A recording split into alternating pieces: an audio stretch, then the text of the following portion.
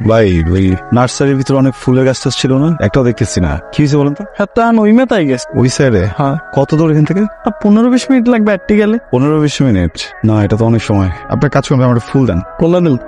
এটা দেন, এটা দেন। ধরেন। এটা কি দিলেন ভাই? এইটা কি দিলেন? টাকা কয়টা? 20 টাকা। তার 20 টাকা দিলে তো ফুল পাইবেন কি? ফুলের ডেগা পাইবেন আপনি। তার ডেগাটাই রাখেন। মানে কি আপনার ফুলের দাম কত? 100 টাকা। ফুলের কত? 100 টাকা। 100? কম কত? কেমন কি মাছ বেচতে আইছেন? বুঝছি, আপনি বানাইছেন না? কে মুই বানাবো?